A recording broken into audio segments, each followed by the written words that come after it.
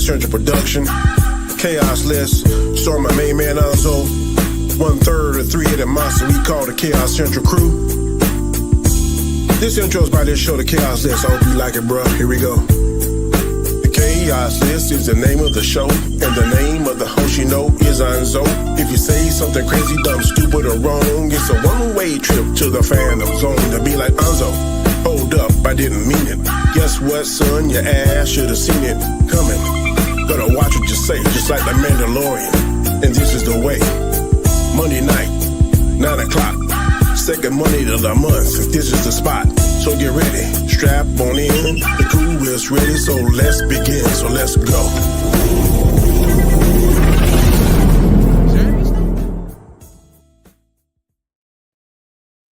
Hey, yo, what is up? What's going on, people? Welcome back to another episode of the Chaos List. This is my show tonight, but we got the usual suspects in the house. Danny, tell the people where they can find you, sir. You can find me on my channel, The Road to Wisdom, on Mondays and Fridays. You can also find me here with these fans gentlemen on Mondays, usually around about 9 p.m. this time. I got another show I hang out on called The Hangout on Wednesdays at 8, and then Storms Live on Sundays at 8 p.m. Yes. And then we have Chris Knight. Mr. Knight, tell the people where they can find you, sir. You find me on The Real Review 3000, of course, here on Chaos Central, first 3 Mondays of the month. Danny shows first, Chaotic Conversation, then, of course, tonight. Nzo's show, Chaos List, and then my show next week, which is the Rule of 3. And then you can find me on my channel, The Real Review 3000, where I do the weekly wrap-up every Sunday. We do Jackbox games, go over some funny, news articles, and then toy releases that no one should ever give their kids. But, we talk about that stuff. Have a good time. And Masked Singer started last week. So we started our Unmasked the Masked Singer. We are so excited to be back in the studio doing full videos. We released Tuesday a shorts. So the Masked Singer shorts is still here. And we do that with a few little things about what we think. And then we give you the full rundown on Wednesday before the show at 6 o'clock or 7 o'clock Eastern.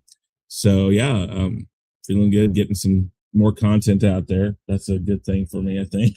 I don't like the new format they're doing where they blur the people face. You got to wait till the next episode. I don't like that.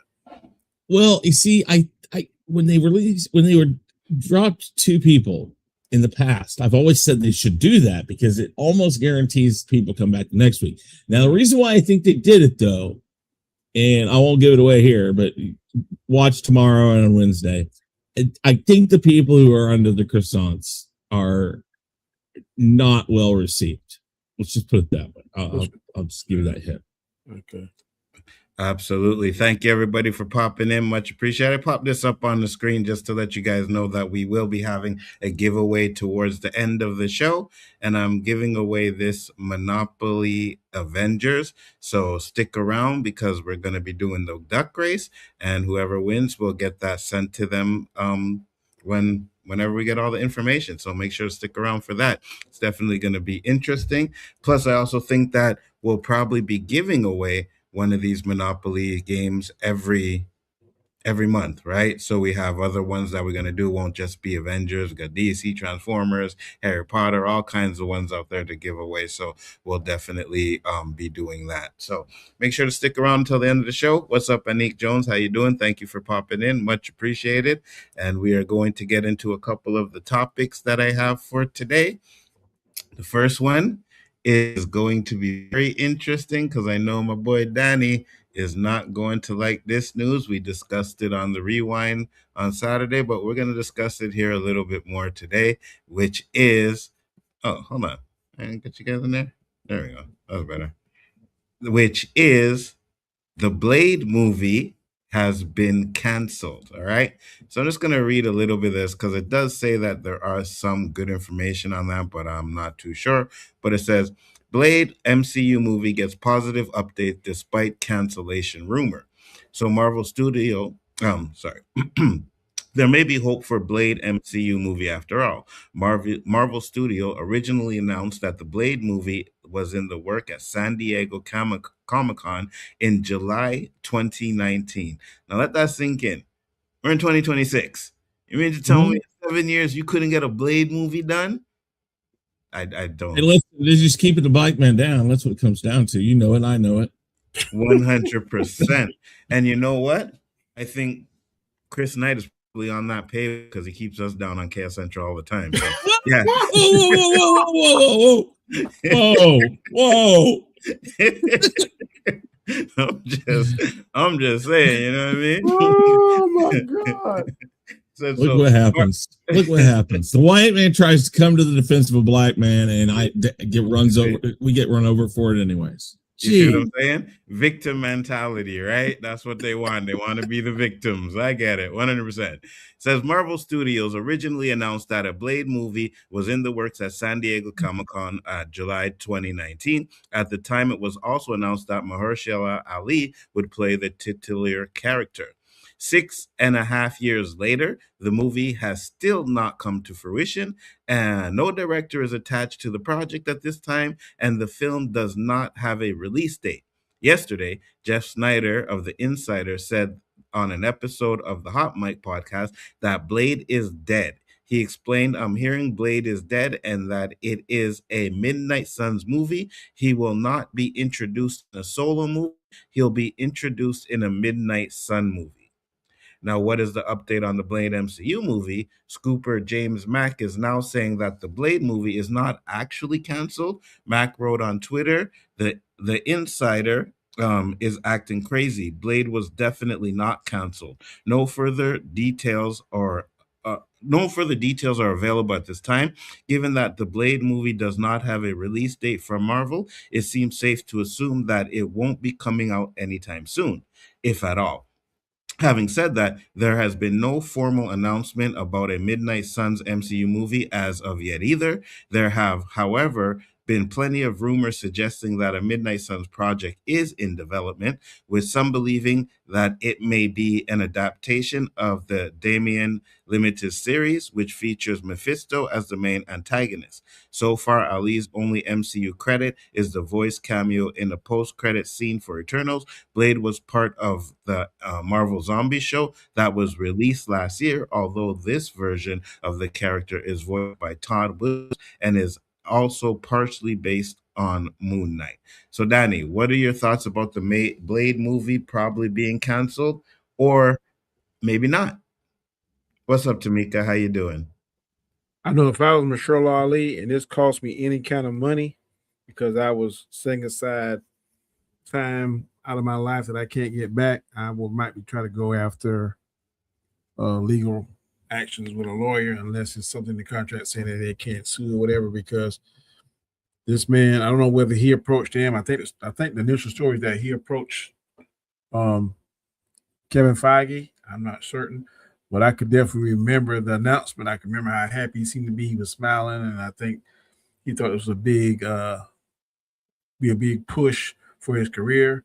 I also remember Kevin Feige saying that he was excited because it's like an Oscar class actor now. I think we would bring clout to the MCU, which was already during that time riding high. I just think it's unfair, and I'm with you. I don't see how this is not rocket science. We didn't see plenty of wash, repeat, dry movies. So all you got to do, man, is just have a bad main vampire, and they got to go through his story to get to him and eventually kill him. I don't see where it's all that hard and complicated. I mean, you could possibly make it hard and complicated, but it seems like, and I hate to say this, but it seems like these main black actors, they're getting the short end of the stick for whatever the reason is. I don't know what 100. It is. I don't know whether it's by design. I don't know whether it's coincidental. I'll give one coincidental. I would give the Jonathan Majors just that wasn't foreseen. And the death of Chadwick Boseman wasn't foreseen. But the way they did Anthony Mackie and the way they're doing Micheal Ali now, it's just like, oh. And then you also have to count in, we have that Wonder Man show, which kind of looks kind of garbage too as well, right? So we're giving black people all of these roles where they're minimize not getting the movies or trash roles? I don't Like I know, said, man. Well, I don't want to say that yet. I don't want to be the angry black guys. It's always something racist. Well, I'm just saying, if it walks like a duck, looks like a duck, Talks. acts like a duck, it ain't It's no gotta be it a ain't no duck. swan. So, What are your thoughts, Chris? I mean, I can see a lot of that. I mean, at this point, let's be honest, you brought it up 7 years. I mean, even if they do a Blade movie, is Marshall Ali going to be the one who does it? Exactly. That's the thing. Now you're talking about possibly recasting. Danny's point, the contract probably gets Marvel out of any problems, but without a timetable, yeah, he's not going to just go take a movie because he has a contract and he doesn't know. And they're probably telling him, listen, just be mindful. We could start any day.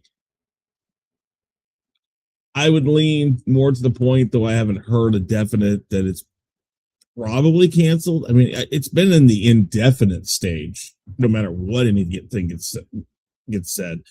And then just throwing the Blade character into a movie just as like a freaking, okay, well, here you go. We'll just give you this. I think it's ridiculous. It's like, one, the character deserves better. It fits in line. You can make a great movie. We talked about this before. You can make a great movie that fits in line with the stuff that Ryan Reynolds is doing with Deadpool as far as violence and really give the character its true depth that the comic book did. So you're wasting a really good opportunity to be able to dive into that rated R world of the comic books, because I think that's something we talked about with Disney doing Deadpool, is that if you can do it right, which I think we can all say that the latest Deadpool movie did great. And that's probably because they still let, Ryan Reynolds and these people have their say in it. But I don't see why you can't attach that to something like Blade and then maybe go into something else. Find some of these grittier characters that have a real violent nature, like Punisher. I mean, you could do a really good Punisher movie with a rated R.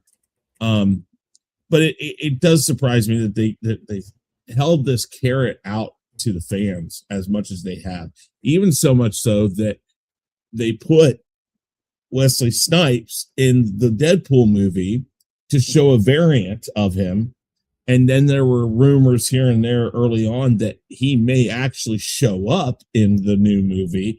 It's like, how long before the carrot's just molded and we it's there, but we don't care? I mean, if this isn't canceled, now they're falling on the realm of Black Widow in that movie. It's like, when you do get it out, is it too late? Mm-hmm.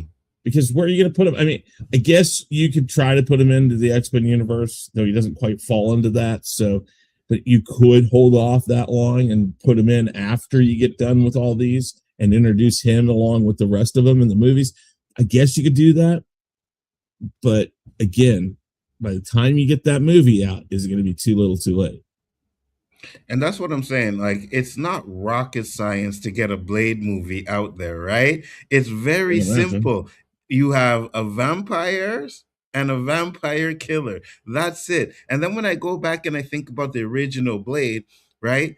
It wasn't this, like, this wasn't this big type of, oh my gosh, there's so much things going on in this movie. No, it was Blade killing vampires. You could have did the same thing, just updated it, right? You could have kind of took the same kind of beats as the Blade movie and created this Blade movie. So now you have this actor who's been waiting for 7 years to do Blade. And like Danny said, by the time you get it done, is he even going to want to do it? Is he not? Is he going to be too old, right? Because you have 10-year plans with these Marvel movies, right? He's in his 50s now. So what, you want him playing, Blade until he's 60? No, I get it. Hugh Jackman is doing it, right? He's still doing it.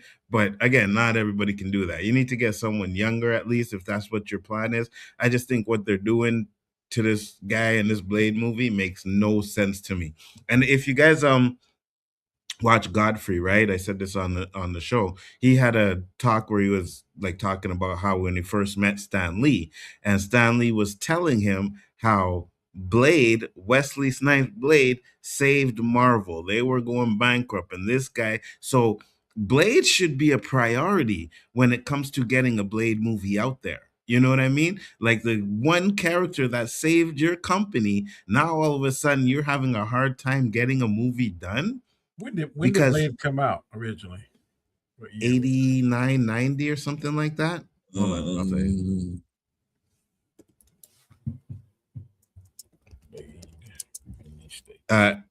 Blade came out in, I see Blade Runner, no. 98. Yeah. Okay, I think now, and correct me if I'm wrong, Blade was kind of like a hybrid because Marvel wasn't really, nobody was really smelling what Marvel was cooking back then. It was more the martial arts and stuff and the vampire. But then it did give a shot of adrenaline to the arm of MCU or the Marvel back then. But I wasn't really worried about Blade being a Marvel character. I was like, man, the vampire lore and the martial arts. So I kind of think that's what kind of drew Blade. It drew the fandom to Blade, not so much it being a Marvel character. You know what? You are correct because I know like a lot of people didn't even know Blade was a Marvel character when it came out at the time. But Wesley Snipes was hot at the time, so him being in there, it was involved in that too, right? But if it wasn't for Blade, right? If it wasn't for Blade, we wouldn't have got Spider-Man. We wouldn't have got those X-Men movies, right? Because before Blade, comic book movies were jokes. You know what I mean? Like they were jokes. The actors didn't even want to do comic book movies because it's like, oh no, this is going to ruin my career, right? So they didn't even want to do that. What Blade did was give comic book movies credibility. And then it's like, oh, let's try the X-Men now, right? Boom, X-Men comes out and that's great. Well, some people like it, some people don't. But Spider-Man comes out and then Spider-Man is like, oh my gosh, all right. And now we can get off with the superhero movie genre, right? So Blade is a lot to be credited for all of the stuff that we're seeing today. And the fact that you're taking so long and so hard to create this movie, it just shows you have, I don't know, I can't even say what it is because it's not that hard to do, right? We got an Eternals movie who nobody knew about the damn Eternals before Blade. And I think I also another thing I said on the rewind is I think that, right now, Marvel is at a predicament where their movies need to make money. You know what I mean? It's like, oh, we've had so many flops now. They're putting all of this stock into Doomsday. And if there's by any chance that Doomsday doesn't do what it's supposed to do, then what does that say for Secret Wars coming up a year later or any other movies coming out after that, right? I sit on the other stream. This can't be a triple. It has to be a home run, preferably a grand slam. If it's not, then MCU's in trouble because, like I said, last year, 3 movies in less than 6 months, and none of them made over $500 million. If memory serves me correct. It's Brave New World, Thunderbolts, and Fantastic Four, and that's crazy. The Fantastic Four, I believe, had it been pushed 1 month into the month of August, it would have performed better. But you're going up against Superman, you're going up against Thunderbolts, and you're going up against Jurassic Park. That's just crazy. 100%. And you know what? Another thing too, right? We look at the Avatar movie, and before it came out, it's making $2 billion, and it didn't. And it's not because it's a bad movie. It's because the landscape of the movies have changed. I said on record that Avatar 3 was not going to make $2 billion. I don't see it. It'd be lucky to make 1.5 billion. But I am going on the line and say if any movie makes $2 billion this movie, I'm saying it's the Michael Jackson movie, just because of its popularity. No, I agree with you 100%. But even that is not a guaranteed, right? No, I'm not guaranteeing, but I'm saying I got strong faith. Yeah, I would guarantee it's going to outperform Avatar. Whether or not it makes $2 billion, I don't know. You know, I believe so too because of Michael Jackson's popularity. But then you also got to take the other side, which Chris talks about, is the negativity around Michael Jackson as well too, right? I think we'll see the negativity on the domestic side. On I agree. the foreign side, I don't think we'll see it. I could be wrong, but I've seen so many clips of these people falling and fainting and acting like they seeing Jesus or something for the first time, and it's crazy. No, I agree with you 100%. If it's any movie that I think can do a $2 billion, it is the Michael Jackson movie. But at the same time, like I said earlier, the landscape is so much different. People are iffy about going to certain movies nowadays. You know what I mean? And it's like you have all of these movies coming out next year. A lot of them are not going to make as much money as people think they are, right? Because people are going to be questioning which movies to go see. Avatar is still going up. It's at 1.2 billion now. 1.2 billion. It came out. When did it come out? December 19th. December 19th. So it ain't been a month yet. Yeah, so we're almost at a month, and then let's say they do the 45 days. So you know what I mean. We don't have that much time. Maybe 2 weeks. No, more than 2 weeks. About 2 or 3 weeks left. It got a chance to be 2 billion, but it's going to be hard. International alone is almost at $1 billion. Mm-hmm. They had $888 million. And what's domestic at? 342. Ooh, you see that huge difference? Yep. That's a huge difference, It's man. A $500 million difference. Yes. Right. Now, granted, overseas, they love those type of Avatar movies, right? Those things are fire. I think Americans or North America or whatever, like, oh, like me and even Brian, like even Danny, we said, like, there's nothing new in these movies that we haven't seen already before. They're not bad. It's not bad, but it's nothing new. You know what I mean? So it could be the nostalgia is running out on that too as well. Ah, man. I don't know. I Doomsday is going to do well. I really do. But I know there's a few people out there that don't think it's going to do well. What about you, Chris? I mean, I think that they have the right people in charge of it with the Russo brothers doing the movie. And if, yeah. Oh God, now I'm gonna bring because I want to say Filoni, but it's not Filoni.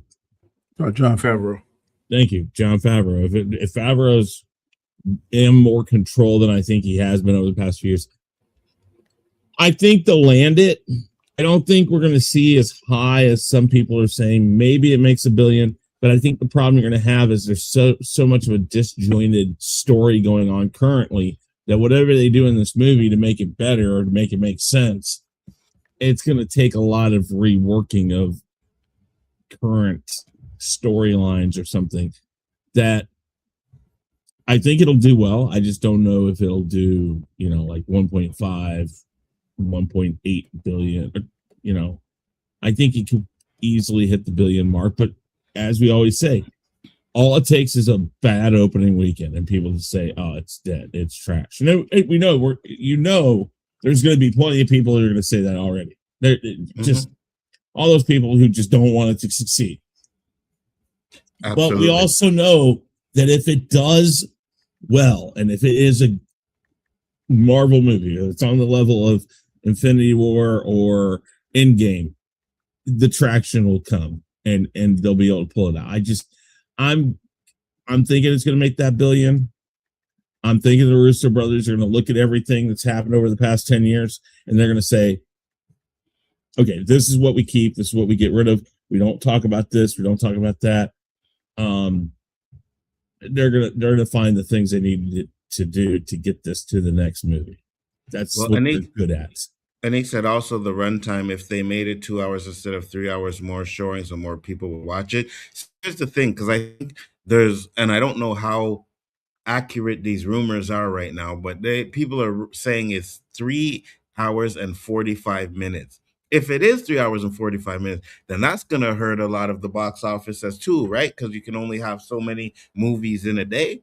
So that could be an issue too. Now, I don't see it being that long. I'm thinking they're still going to keep it to around the same amount of time as maybe Endgame, or maybe it'll be the same amount of time as Infinity War, and then Secret Wars will be the 3+ hour movie. So it's hard to say with that too as well.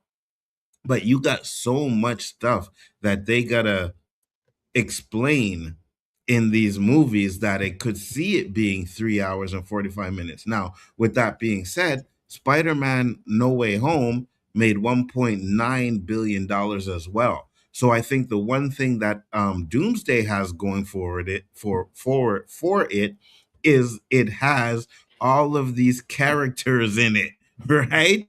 That's gonna be a huge thing that may up the profit as well, especially if they're done right. Now, personally, I think a lot of them are going to be in there just to die. Like, if you thought Multiverse of Madness was bad for what they did with the Illuminati, imagine what they're going to do with a lot of these characters from the Fox universe. You're going to get like 5-minute screen time with them, if that. The only two that are safe are Wolverine and Deadpool.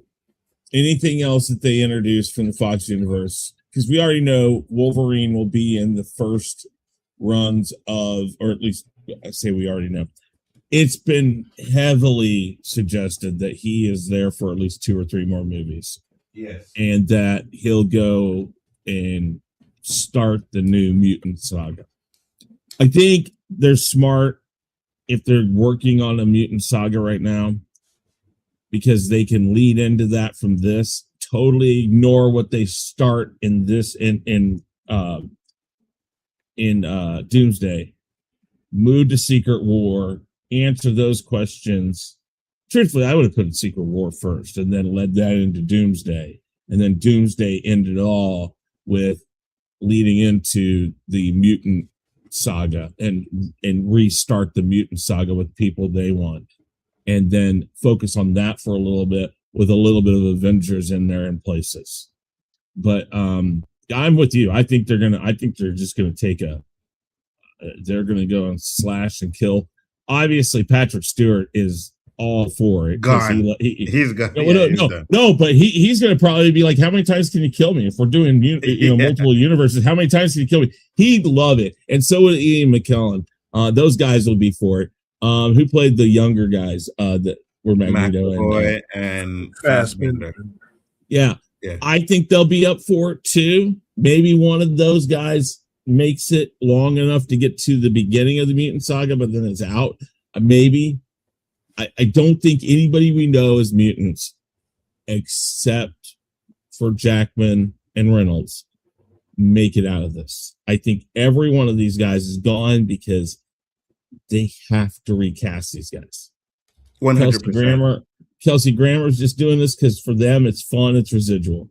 Same with Patrick Stewart, Ian McKellen, all of these guys. It's fun residuals, but yeah, I'm with you. They're gonna get rid of all these guys. And they know, like, the last Avengers movies, how much money they made, right? So you definitely want to be a part of this. Now, I know Patrick Stewart said this will be his last role, which kind of makes sense because he is getting old. I think Ian McKellen is probably done as well in acting. They're going to retire as actors, right? But yes, if you're going to, which what we think they're going to do after Secret Wars is kind of reboot everything, then these characters got to die, and they're going to have to go and recast. And I even think they should recast Wolverine, to be honest with you. Like, it's time. Yeah, it's time to get rid of Hugh Jackman. I get it. He was great. But I think the one thing that a lot of people like to say is like, oh, well, Hugh Jackman was so great and Tony Stark, Robert Downey Jr. was so great that no other people can play these roles. And I disagree with that. You got to give people a chance, right? I think that there are some actors out there that could probably do just as good, if not better. So that's why I want to see them recast. And I don't mind if they recast with unknowns as well, right? I think a recast with some unknowns. I'd be good with that. They should recast everybody, and unknowns is probably a safe bet. But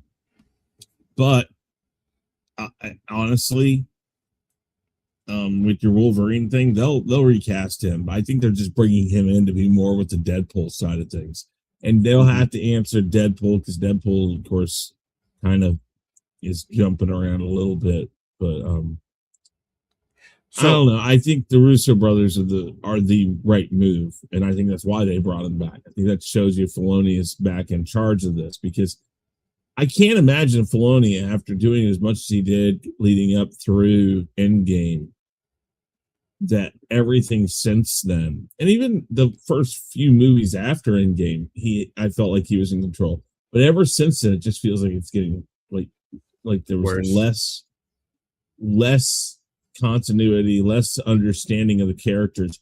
So I have no belief that was because of him. I agree. Let me see what Donnie got here. What's this? Go ahead, Donnie. And I know that a lot of y'all don't like all the AI stuff, but man, I watch it every day, and it don't bother me a bit. So this is what I seen today. Wielded them as a god should, in judgment of all living things.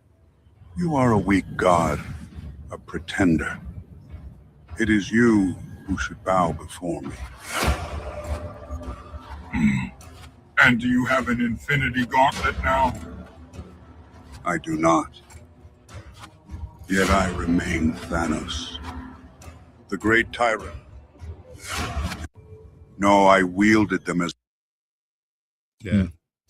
It's fire. It's fire. You know, it's just that you're getting all these AI stuff, and that's another... Oh. What, you kick yourself off? How you kick yourself off? He gave himself his own Venom Zone. What the hell? Elite Jones said, what Marvel needs to do is recast everyone and make them unknown, and most importantly, make the budget under 150 million until the audience gets familiar with the new cast, then make the budget higher. That is a great point right there. That is why you've got to start casting unknowns. I think that I don't think they can do a good Marvel movie that we're accustomed to with that low budget, because the special effects is going to be fantastic. I think the special effects is, well, that's another thing. So if you watch, I watch a lot of stuff about special effects and FX and all that. And one of the things that a lot of these movie houses and studios have been doing is they bid out the work before Weta, Lucas, or Industrial Light and Magic. These big houses were doing these, and they were paying out the nose to get them to do it. Now they're doing these bid outs, and when they do these bid outs, let's say I'm a smaller, FX company, and I say, I can do it for $1 million. They're like, sold, you do it. No matter what, once my $1 million is out, and I have to still deliver the product. So then they start just shelling out the quickest, easiest thing they can to get it done, because then they're over budget. If they just go back to doing in-house stuff, and it's Disney, why can't they afford to pay it? Listen, you pay $150 million in total for the actors at most, if not less. And then you put the money behind the FX and the story, but get some really good writers, pay for writers, and you pay for your FX, and then you skimp out on the cost of newbies in the acting roles. Listen, there are plenty of good up and coming actors in the world. I'm not arguing that point. I'm just saying the fan base now is so fickle, because before I became a YouTuber, I didn't go to movies and worry about the sound. Is this shot? It's the sound. If the story was good, but now they're breaking down all kind of crazy stuff that just sometimes it just takes. When I became a YouTuber, I took a notebook to a movie one time. I've never done that, to keep notes on it. I think it was, I forgot what stupid movie it was. I said, man, I'll never do this again. But I find myself, if I see something crazy in a talking point, I'll pull out my phone and write it in my notes. That kind of takes the fun out of the experience of going to the movies. No, I get it 100%. Here's another thing though, too, because we talked about like the budget, right? You can still, and I think they need to go back to good storytelling right? And keep the effects to a minimum, right? You look at some of those older ones, you have story and then you have action scene effects and this and that. I think once it got to the first Avengers movie, that's when the effects and everything started being like real. Okay, we got to get all these effects in here, this and that, and all these things and stuff like that. So I think if you go back to regular storytelling and then add effects to whatever you're telling in your story, I think you can keep the cost down of these movies and still have good effects. You know what I mean? So, Or you're gonna pour the money into the practical, like Well, that's Yeah. fun. or the suits Listen. are gonna look good, the makeup that really has to look good. You gotta do it in something. Because if you depend on special effects, that could be costly. Then if you make these, but we see a lot of these cosplay people make outfits that look very, very good. And didn't they say that a boy that played Gambit cosplay his? Mm-hmm. Yeah. Channing Tatum, yeah. So really quick, it costs. Let's just go back to, I think Avengers Endgame was probably the last huge budget Marvel movie. I could be wrong. I'd have to look at not Brand New Day, but No Way Home. I have to look and see how much that one cost. But let's just put it this way: that $356 million was what it was cost 7 years ago. So that's probably 450 or so now. If I would say at least 200 million of that was cost for actors. I'm saying if you keep your cost for actors down, not for the new Avenger movie, because you're already where you gotta be. You have to think if they can keep their costs down on actors to 50 million max, but you get good actors and then you pay one actor who can hold it together as an older part, A known actor, a name that you can put in there. Yeah. A name you can put in there as a supporting actor.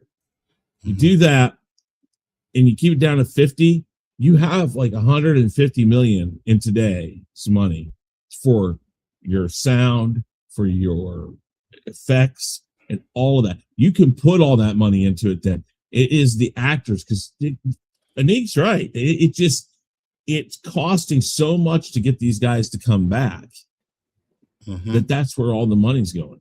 100%. Geeky Guy sent a $2 super chat. He said, there's only ever gonna be one blade. And you know what?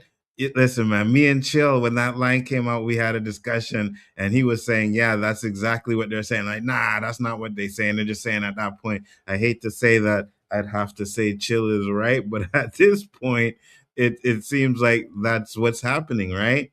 No Marvel movie has made a profit in the past 2 years. Exactly. And then he sent another $2 super chat. Thank you, Geeky Guy. Much appreciated. He said, some mother effers are always trying to us skate uphill. Exactly. Now, one last question before I move on to the next topic is this to Danny and Chris. Would you feel some type of way if they brought out a Wesley Snipes Blade movie before they did a Mahershala Ali movie? Right, because we had rumors that they might try and do something with Wesley Snipes. I don't know if he's gonna just same way as that they're screwing Marshall, like they're screwing him over. Pretty much. Like let's say they said, okay, we have this movie, we're gonna do a quick Blade movie, get Wesley Snipes in there, like basically like a send off, and you still have Mahershala Ali waiting in the background. If you're gonna do that, you're dealing with a multiverse right now. Make the Blade movie and use both of them in it. All right, that could work.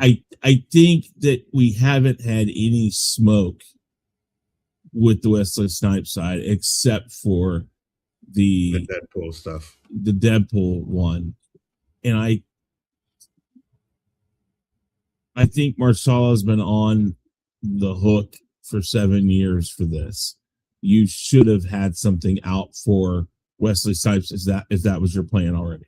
Yeah, I still think it falls in the same realm of it's now or never. You got to get something going now, or he better know. Let me put more to the point. He better know what the plan is. I agree. Go ahead. Yeah, sorry. No, go ahead. If they're still going to do this movie or do something else with the character, but they want him in it, he better know it and be on board with it. Agreed. Danny, what are your thoughts? Micheal Ali probably feels some kind of way, but based on what I saw in Deadpool and Wolverine, Wesley Snipes he looks kind of frail to me. He did, yeah. So I don't know if I want to see that, because you use the comparison of Hugh Jackman, but Hugh Jackman looked good in Wolverine. So I don't know whether it's a lack of nutrition, lack of effort in putting out, or a lack of attrition. Because sometimes some people can maintain more than others. But when I saw him, it was cool to see him on there, but he looked frail. So agreed. I don't know. I think at this point, I would rather see Micheal Ali do it, because when we saw him in Jurassic Park, he looked pretty fit to me and like he could do it. So if I had to vote, I would put my eggs in his basket. No, I agree with you 100%. Nzo, I don't know Nzo, because some people who saw the reveal didn't even know who Wesley Snipes was or Blade. Yeah, I feel you. I mean, my theater kind of blew up when they seen him, right? It was like, oh yeah, Wesley Snipes, so that was good. But yeah, Marvel needs to tell actors, you need us more than we need you, because being in a Marvel film automatically gets you more roles, because no way you should be giving Robert Downey Jr. 60% of the budget. Agreed, 100%. But we're going to move on to the next topic, guys. Great topic. Thank you, everybody that participated. Again, make sure to stay tuned for the end of the show, because we do have a giveaway that we are giving away, and we will be doing one every month on each one of our shows. So it's going to be definitely good to see who wins that. Go ahead. Once a month on one show. So we're yes, on one show.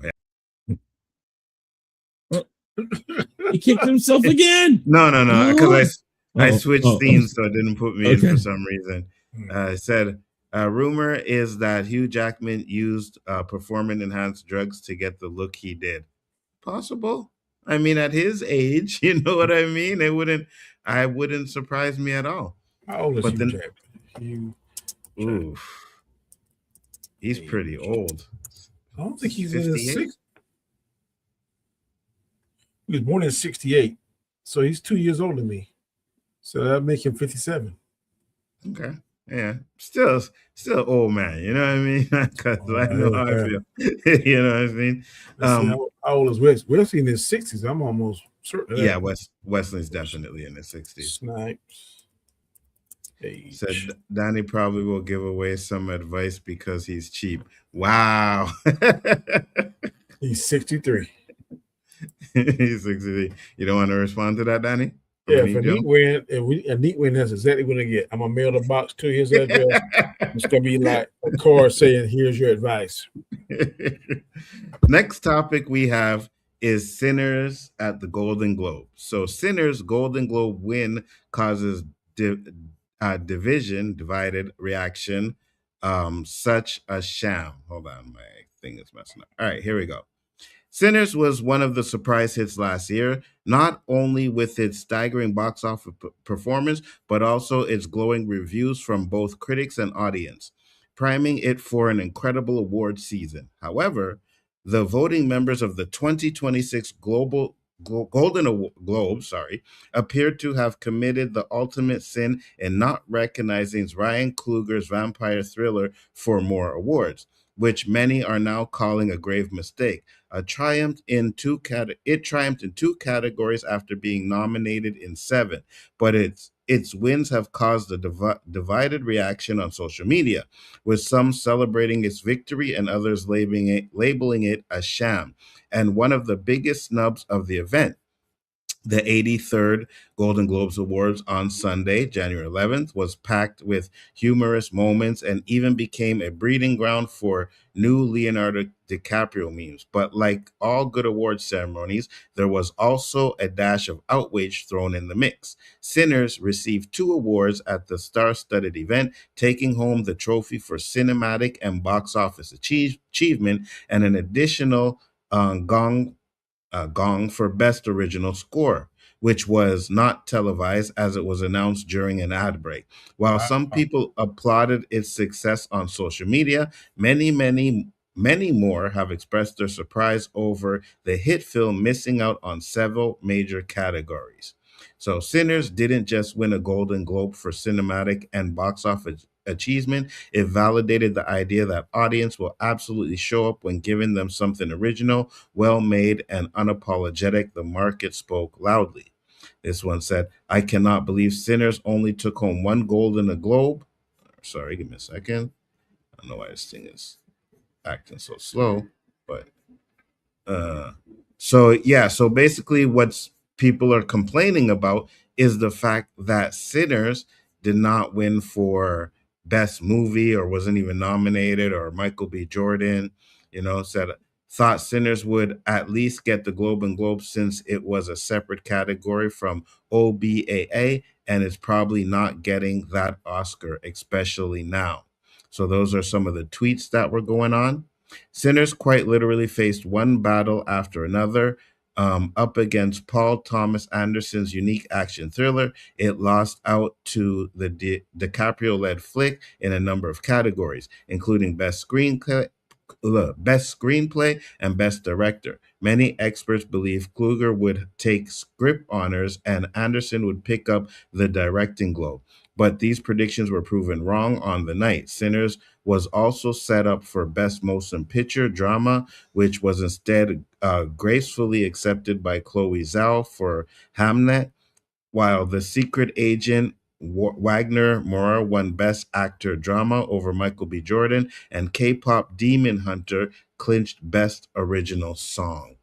So, Danny, let's start off with you. What are your thoughts of Sinners not winning Best Picture, or Michael B. Jordan not winning for Best Actor? I don't understand it, because sometimes the pendulum swings one way and they have these set of rules to judge, and then the next year it goes another way. I think it was definitely cheated. I think that, Michael B. Jordan should have been nominated for Best Actor, because I mean, he played two different actors, two different personalities, and the special effects. I mean, they were right beside each other. And that first scene when they passed the cigarettes, I could not tell that they were two separate things. So the technology he used in that camera system alone should have been, Ryan Coogler should have been, in my opinion, getting more for that. But like I said, I don't know what the criteria for these things are. I don't know who they sent out these ballots to vote on it.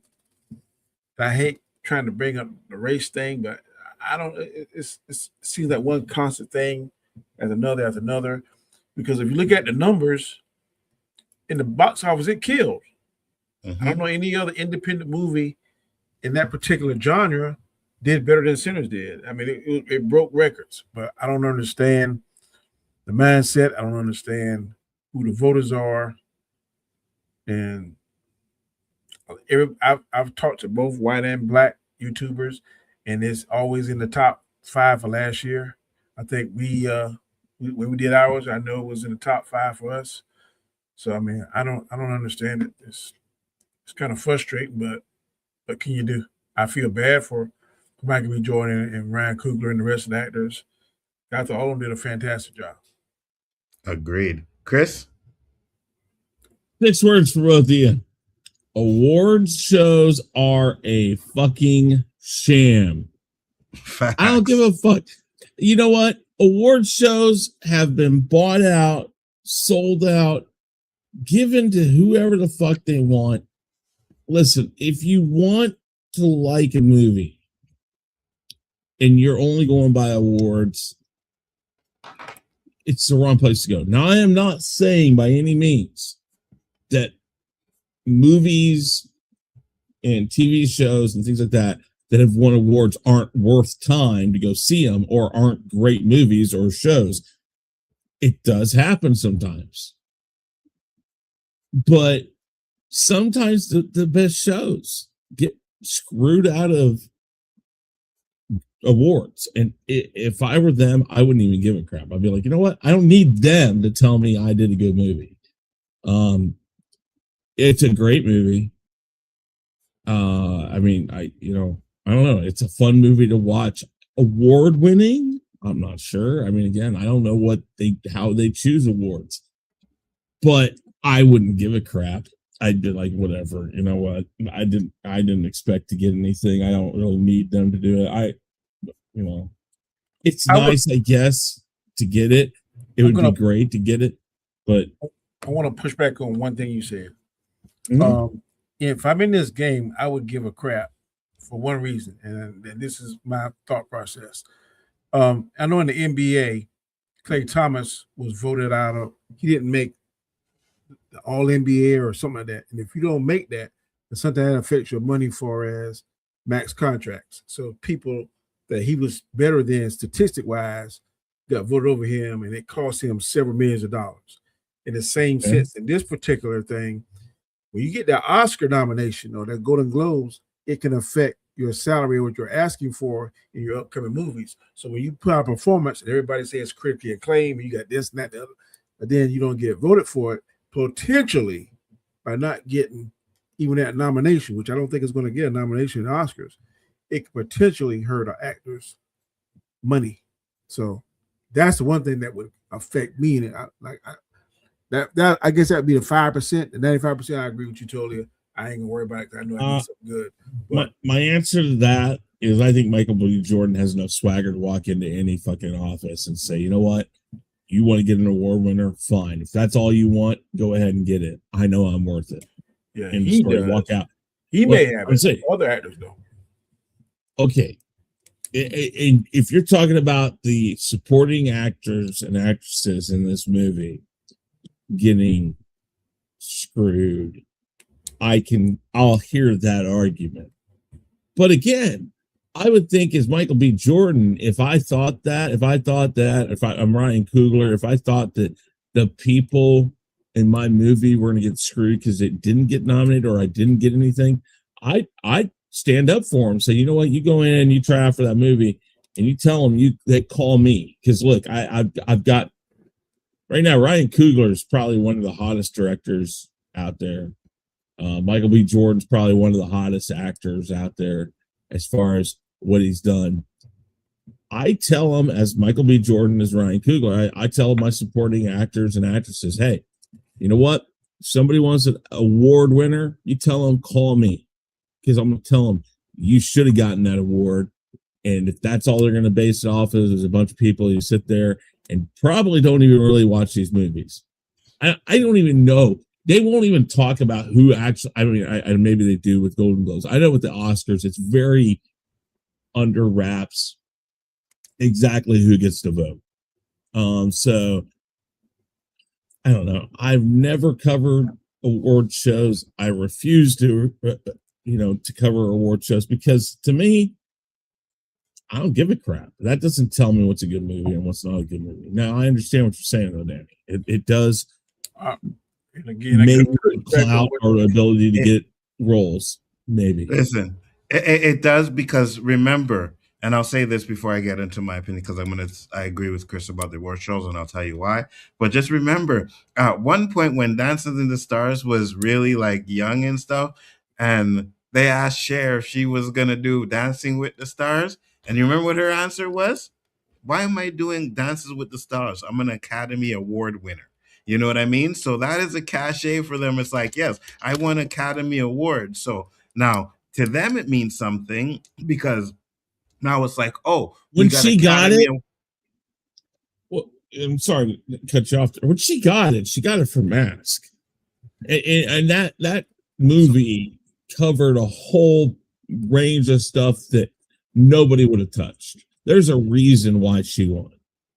Yeah, no, I'm not saying that. Whatever, because I'm going to explain to you why I don't want. I'm just saying that when she won, she used that as an excuse, like, I'm an Academy Award winner, right? So like Danny was saying, winning that award puts you on another level than anyone else, to be honest with you. You know what I mean? Because now it's like, oh, guys, go check out Ryan Coogler's new movie, Academy Award winner, Ryan Coogler, right? So, but it would be a good thing to say for Sinners.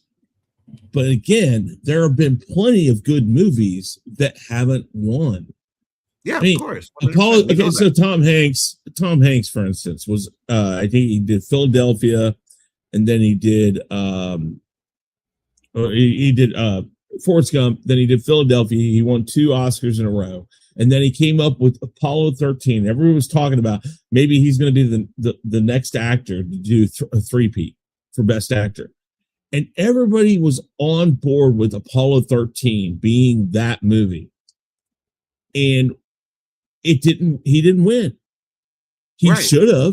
But the thing what is nobody goes back and questions the fact that that was the best movie out that year, and yet it didn't win those awards. And that's the thing. I don't think Sinners has to win the award for people to say it should have. So I think in this case, and maybe that's not as no. But big what of I'm a saying thing, is maybe what I'm saying is that maybe he doesn't get Apollo 13 if he didn't win one of those Academy Awards. You know what I'm saying? That's what I'm saying. Okay. So it can, like, the reasons why they win it are because I'm gonna explain to you. So we get into mine real quick because I wanted to show this real quick with its Tiana Taylor, right? She won a Golden Globe. Now, first off, this Matt Walsh guy says some racist crap, whatever. I'm not getting into that, but this is her speech, right? To my brown sisters and little brown girls watching tonight, our softness is not a liability. Our depth is not too much. Our light does not need permission to shine. We belong in every room we walk into. Our voices matter and our dreams deserve space. Thank you so much, everybody. Thank you. All right. So I wanted to show that for a reason because one, it's good that she won 100%, you know, but she won for fucking one battle after the next. And in that movie, she is a fucking piece of shit hoe. She's a hoe in the movie, right? A woman that doesn't take care of her daughter, runs on her daughter, fucks around on the dude she is with, right? That's what she won for. Halle Berry won for that freaking monster ball stuff. Denzel Washington, as good as he is, won for Training Day. So we win Oscars when we're doing some outlandish bullshit, stereotypical, this is the black man, black people type of thing. Because Denzel Washington should have won for Malcolm X. That's the role he should have won an Oscar for. And I seen all the movies that were nominated that year, and Al Pacino won for Scent of a Woman. He did a great job in that. Right. He did a great job. He did a great job in Scent of a Woman. I'm not going to take away what he did in that movie because I was like, he is blind. Like, he looks blind. Like, you really thought he was blind. But you thought Denzel Washington was a reincarnation of Malcolm X when you watched that movie. Yep. And he should have won for that. But he wins for Training Day. Halle Berry wins for Monster Ball, and now she wins for One Battle After the Next, a movie where she is a piece of shit.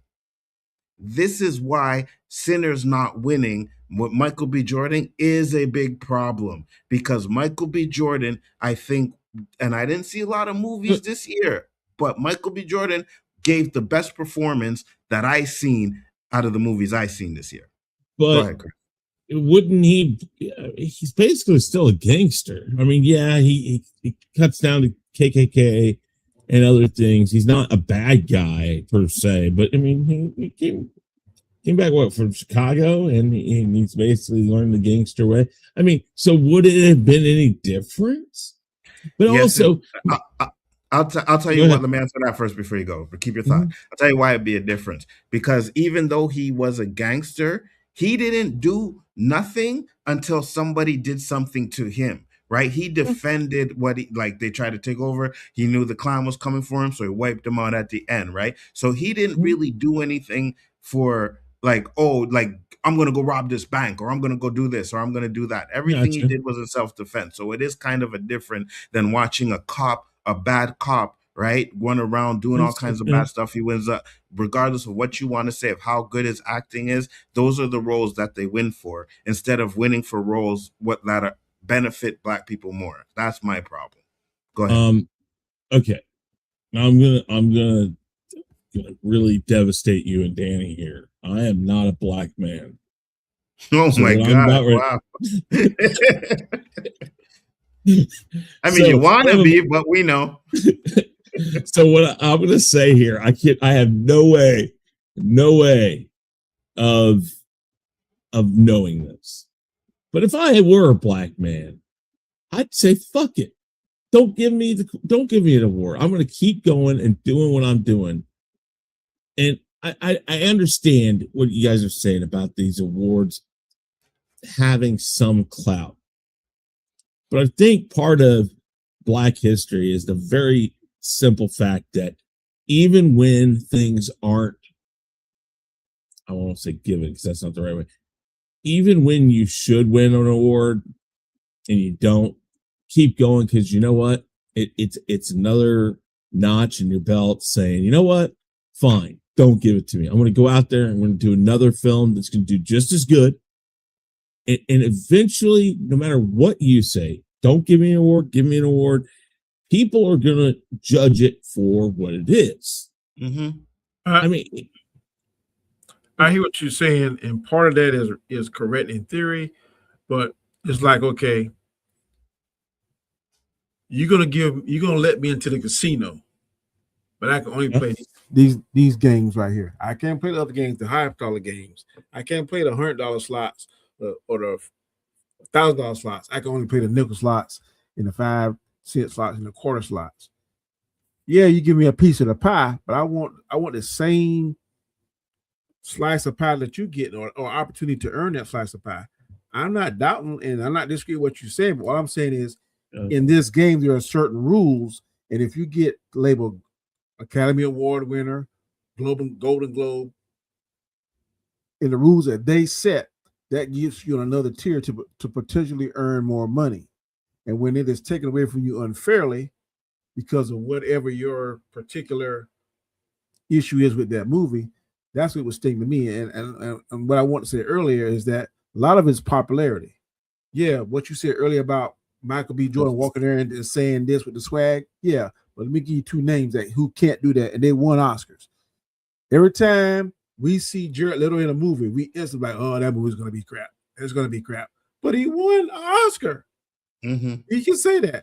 Every time we see Brie Larson in a movie, oh, that's going to be crap. It's going to be crap. But she won an Oscar. So whether you like them or don't like them, whether they're popular or unpopular, some people, Michael B. Jordan may have that swag, he may have that connection, he may have that personality to do that, but some other people don't. And I just think that this was in order to get Oscars, that there's a small window.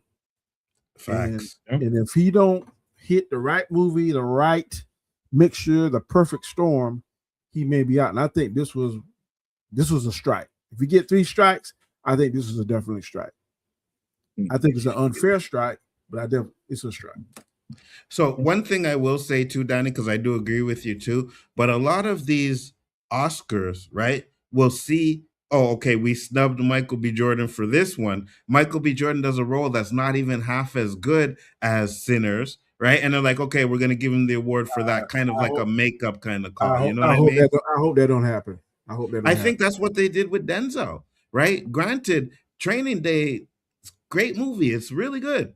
But should he have won for that or Malcolm X? You know what I mean? Okay, I'm going to say this. I'm playing devil's advocate. When Denzel made Malcolm X, was he at the height of his powers or was he at the peak of his powers when he did Training Day? Because I'm always going to say this. I think Michael Jordan's the best player I've ever seen. But when he came in the first 6-7 years, he wasn't at the height of his powers. At the peak of his powers, when he first made that run, that back-to-back 3-peat, he was at peak Michael Jordan.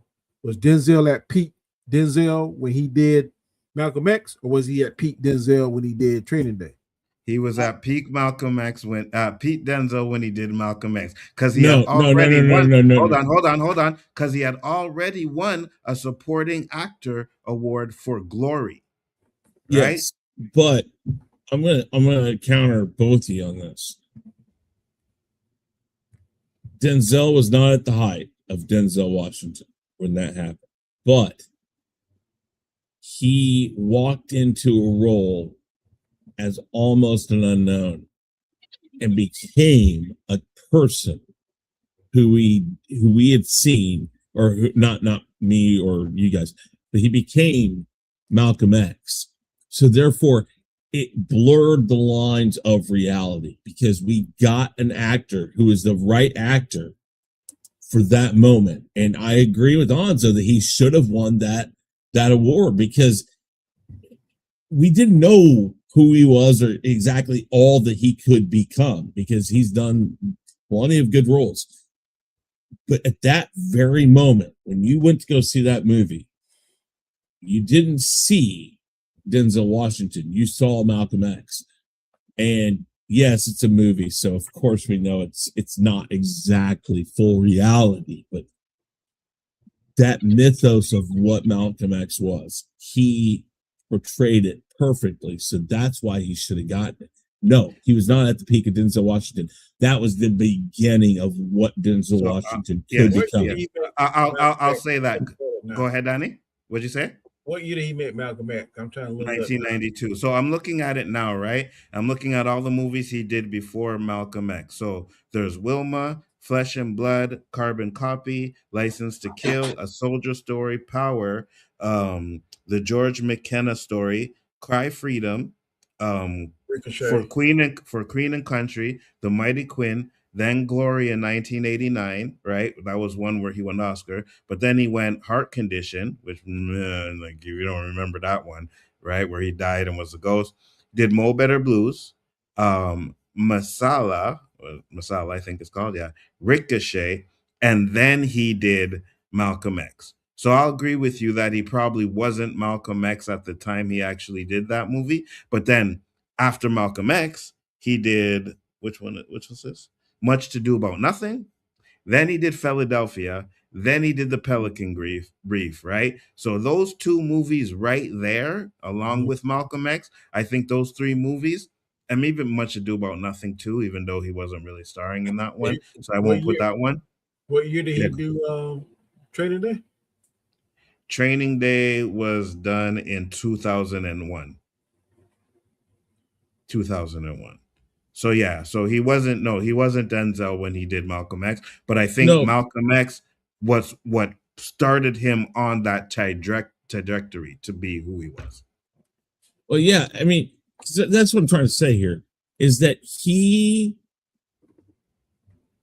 I don't know.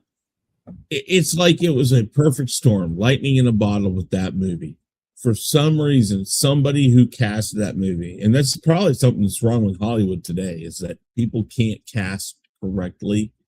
I don't think it matters how much acting know-how you have. If you can act a part, you're going to walk in and you're going to do what he did with Malcolm X. Mm-hmm. Again, I think I'll give you a funny antidote to that. Think about what Dave Chappelle did in Robin Hood Men in Tights when he plays that 5 seconds of, Sherwood Forest didn't Sherwood Forest didn't land on us. We landed on that little 5 seconds.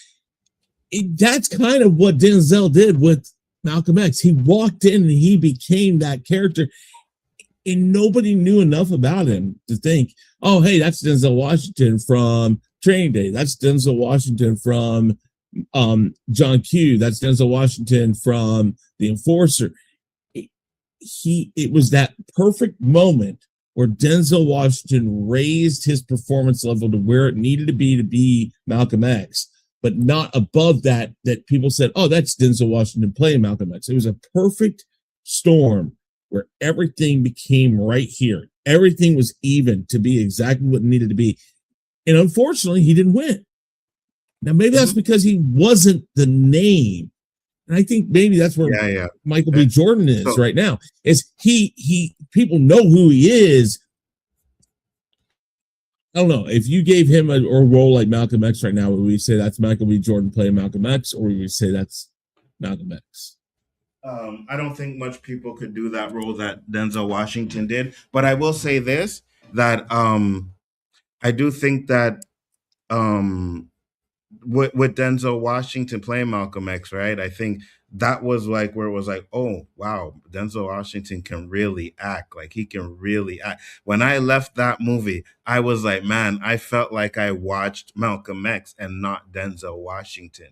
You know what I mean? So that's why I say personally why I think he should have won for that role. And I don't think Training Day was a good enough movie for or good enough. Like he's been better.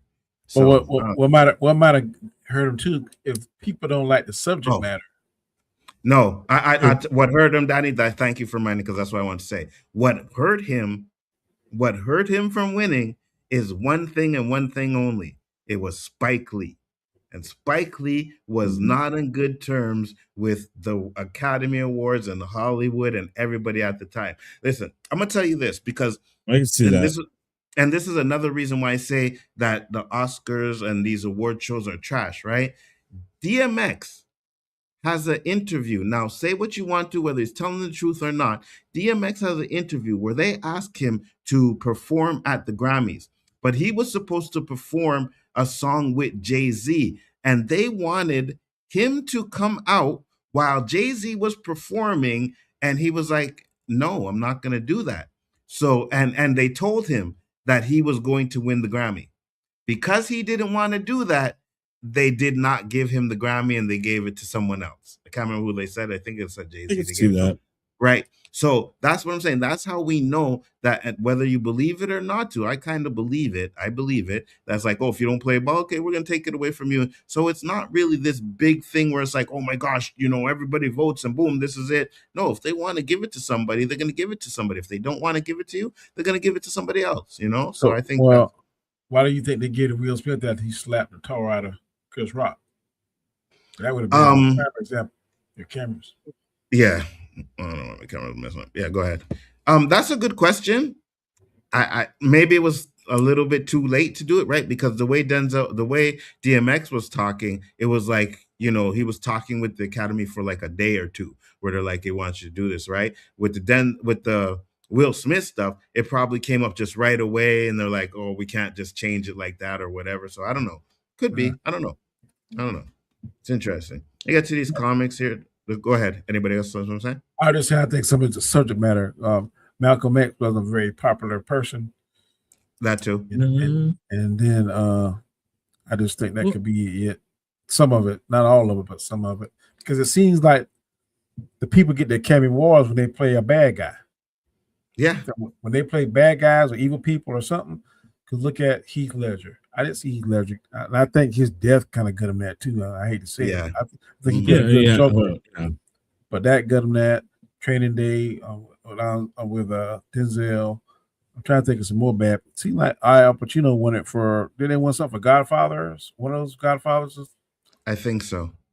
So whenever they portray these bad guys and stuff. No, Al Pacino didn't. I think his first Oscar was when he beat Denzel Washington. I think that was his first one. I'm not sure. Don't quote me on that though. Go ahead, Danny. I just think the subject matter influences the voters, is what I'm saying. I got you. You're saying, Chris? Go ahead. No, you're right. I think it was Incentive of a Woman. Anyway, his first one, right? Yeah. I don't know. I think what we're getting into here is why award shows are completely circumstantial. I really hate award shows. I mean, even when it comes down to music, I listen to a ton of music. I think great musicians, I don't care, you can say rap, hip hop, R&B, rock, alternative, country. The best people for music and for movies are always passed over.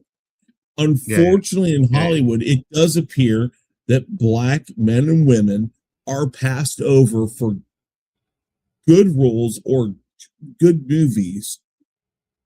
And good Lord, I can't. What? I said how many times he was nominated. God. Who? Yeah. Oh, Al Pacino? Yeah.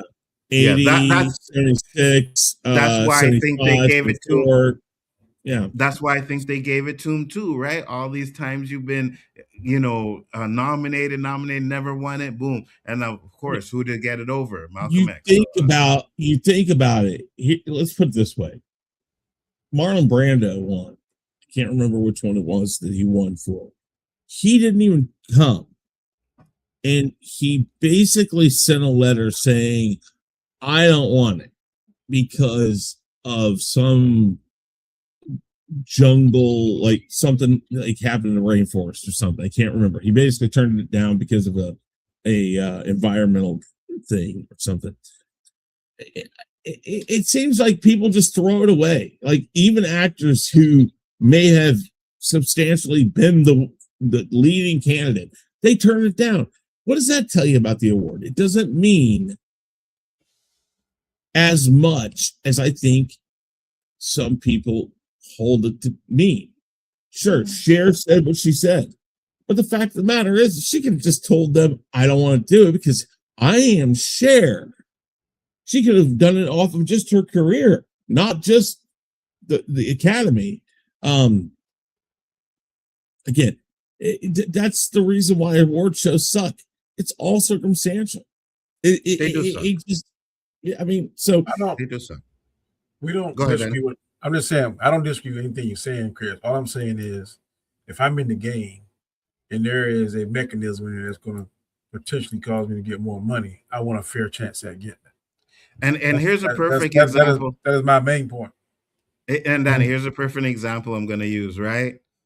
When you have an NBA champion or NFL championship, you're put on a higher level than if you don't. You know what I mean? Regardless of whether you think you're the best or you are considered one of the best, you don't have a championship. You're kind of like pushed to the side. You have a championship and then you're on that category. So it's kind of the same thing. I do understand what you're saying, Chris. Like, I think people do put a little bit too much value in winning one of these awards, especially when it's a bunch of little white men just sitting around a desk picking who they think is the best character, right? So I get that 100%. But I also think that at the same time, two things can be true at the same time, where it does help. It does help. Let me ask you this, and because again, not a black guy, so not a black man. I don't know. Does it mean that much to a black man if a white man gives them acceptance in a way, like an award, or? I don't say it mean that much. Well, let's say, for instance, we all three of us are on YouTube, and I think was it $250,000 you get that plaque? Mm-hmm. I think you can get 250,000 subscribers, whatever the number is. 100K, yeah. I get 100K. I also get 100K. You get 100K. You get your plaque. I don't get mad. I was gonna give it. I'm gonna be ticked off. Be like, hey, what's up, man? Chris did. I did the same amount of stuff as Chris. Why am I not? I would just feel that kind of way. This fair. Just be fair. I get that. But is that the same thing as not? Okay, maybe it is. I don't know. Again, I don't know, and I can't say that I should know. I don't care if a white man, black man, yellow man, blue man, whatever, don't like me for whatever reason it is. All I'm saying, if we're in the same genre or in the same profession, whatever, give me the same rights you're gonna give that individual. Now, whether or not I take advantage of those rights or achieve whatever, but if the thing is, you make a perfect thing. In TV, it's 100 episodes to get syndication. If I get 100 and I'm not getting syndicated, but your show gets syndicated, I'm on Khoas with you on Friends, and Friends get all this kind of money, I'm gonna feel some kind of way. Hey, did the rules say syndication 100? I got 101. I got 115 episodes. Friends got 100, and they syndicated. I'm not. I'm gonna feel some kind of way about that. Facts. And here's another thing too. You all know if all three of us got that plaque, we'd be in the background here. You'd be able to see that more effort, right? I would make sure that plaque is right there. I don't know how I would put it behind me because I got nothing behind me, but it would definitely be for the first episode, it'll be just like this right here. Hey, what's up, people? Facts. Let me ask you this. Shouldn't award shows, maybe this wouldn't change anything, but shouldn't award shows literally be like what they do when they ask for Nielsen ratings? They send out random postcards, vote for what you want. Shouldn't that be how all these award shows are done? Send them, and I know there's People Choice Awards, and you watch the People Choice Award, it typically does lean more like you would think it would. I totally disagree with that. I think it should be a diverse group of professionals that get paid or who have your peers. Yeah, it shouldn't be because you might send it to you might send it to me. Let's say, for instance, the best football team in the NFL. I'm not voting for Pittsburgh. I definitely ain't vote for Kansas City. So it's going to be subjective. But if it's somebody that get paid to do that, and they see that they're fair across the board, and they're in that profession, then okay, let's send it out to these 200 critics. Let them do it. Because let me give an example to what Danny's saying, right? They send me one of those awards, and the Penguin's on it, right? But I gotta pick the Penguin, or I gotta pick Andor. I don't know, or Andor. Yeah, I'm picking Andor. You know what I'm saying? So yeah, you know what I mean? Like even though I can't stand, well, I wouldn't even say that. I wouldn't say Andor. I would say something worse than Andor. But whatever it is, if I didn't like it, I could be biased and say, like, I'm not picking this one because of my bias. You know, you'll have people who will not pick Sinners because it's a black movie and stuff like that. So I think it should be, like Danny said, a diverse, but peers, right? So other actors voting on it. I could see that. I would prefer that, you know. Let me get to the comments real quick. Go ahead, Danny. I said it should be fair. Like, if it's 100 people, 100 should be women, 100 should be men. Diverse, black, white, Asian, Indian, whatever. That's how I think you can get the first across the board. All right. I'm going to give you some numbers really quick here. 42. Okay, this is the demographics for the 2024 awards for voters for Golden Globes. Demographics. So it was 42% white, 25 Latinx or Latino, 14% Asian, then 10% black, 9% Middle Eastern, and then it says alongside 58% identifying as ethnically diverse and 17% as LGBTQIA+. The Oscar breakdown is even worse. Yeah, for sure. The Oscar breakdown, just give me a percentage how many people you think are white in the Oscar voters. I would say 65 to 70%.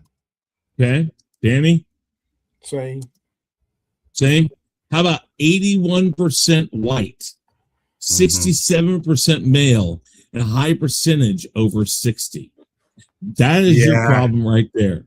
That is your problem right there. And again, the fact that, okay, let's just be honest. Golden Globes, I understand they look at all movies across the world that come to the United States. But the fact, I mean, if I look at the graphics of the United States, I would say blacks are at least the second, if not the first, in percentage. The fact that they are the fourth number on the Golden Globes voting body tells you right there that there's a how'd you say it? Peer. The peers of black actors are not voting in these things. I agree. I know. So that is a problem. I mean, there's your problem right there. Absolutely. Which is why I think it voids the awards. Just say no. I don't think the awards, like I said, like earlier, I said I don't think the awards are something to be like, oh my god, like you know, people do their award parties and all kinds of crap like that. Like, nah, I ain't doing none of that. You know what I mean? But at the same time, I do granted with Danny where it can help in a career. So I see both sides. Didn't watch the Golden Globes, but someone is going to complain about something. Absolutely. K-pop Demon Hunter shouldn't be in the Nickelodeon Awards or Kid Choice Awards because that movie wasn't deep. It was just some basic kid popcorn movie. Yeah, I wasn't even watching that anyway. So I stopped watching these awards years ago. Absolutely. I don't blame you. I mean, it should be in Nickelodeon's awards, the kids' awards. Okay, it should be. I got you. It was good, but I kind of had the same reaction with Parasite. And unlikely to see it again. I liked Parasite, though. I thought Parasite was good. Sinners should get more award nominations, but we know why it didn't. Absolutely. MCU can't handle Blade. They trash because they ain't going to do no Blade. Yeah, of course. Once you heard MCU at the beginning, you know it had to be Nerdman, right? Texans are winning 7-6. Yeah, I got it on. I know. The Oscars will snub Sinners as well. Yes, absolutely. That's why I don't watch them. I Yes. think they will. And they usually say that movies that win like the Golden Globes are the ones that go on to win the Oscars. So yeah, it's kind of crazy. Award shows are jerk off circles. Facts. Black Panther is almost as terrible as that Infinity War. You know what? I'm gonna ignore your nerd man. Black Panther never should got anywhere near an Oscar. Beaming said all that matters is K-pop Demon Hunter is getting Which all the rewards. Best DC movie of movie the year. was nominated for Oscar? What? That's a good question, Danny. None. That's right. And nobody likes K-pop Demon Hunter over here, bro. I don't know what you're talking about. Those trophies are nothing but just paperweights. Absolutely. I heard she was in the movie for 15 minutes, Tiana Taylor. Yeah, pretty much. Pretty much, Nick Jones. She's pretty much in there for about 15, 20 minutes. Yeah, 100%. And was a horrible character. I disagree with some Broncos earning their spot. Bills may run over them, but Denver kicks ass. I got you. She was a terrible character in that movie with Leo. Hated her role. The movie was mainly good, but the role was horrible trash. That movie was absolute trash. And you guys go watch my video why I think it's trash. But One Battle of the Next is one of the most worst movies I have ever seen. I did not like it. I know people say, "Oh my god, I can't believe you're saying that." But yeah, just what they did with that character. I've heard back and forth. It's like I don't know. I hear people like you. I hear people on the other side of it. There's a few people that actually think it's good. Oh my gosh, Chris! I thought you were light skinned. Listen, man, ain't nobody think Chris was light skinned. I'm telling you right now. I know all you guys thought I was a black man, but I'm not. No, that's exactly right. What up, Mike? Said awards are useless. Absolutely. There also might be something to be said about Sinners being released too early. That's why most studios save Oscar flips for the year end because voters have short attention span. Yeah, I see that too, but at the same time, go ahead, Chris.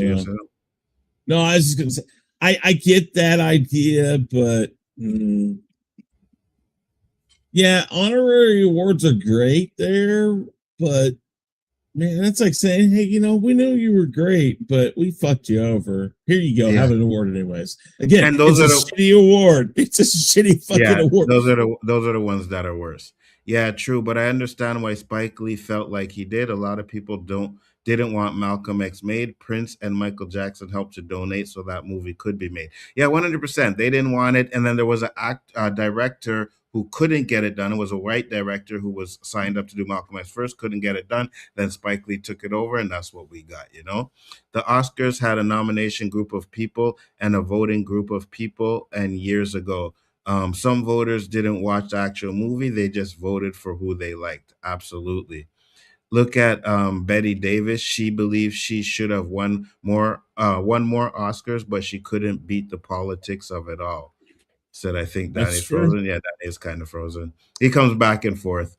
I hate award shows too. There was a time I used to love them. I used to record them so long ago. At a time, they were good to watch, but then you get into the politics of it, and then it's just like, you know what? Yeah, I'm not. I think the older we get, you were. Chris was freezing at one point, but you were freezing too at one point, Danny. I'm going to start a GoFundMe. No, you're good, Danny. You're good now. Unfreeze Danny.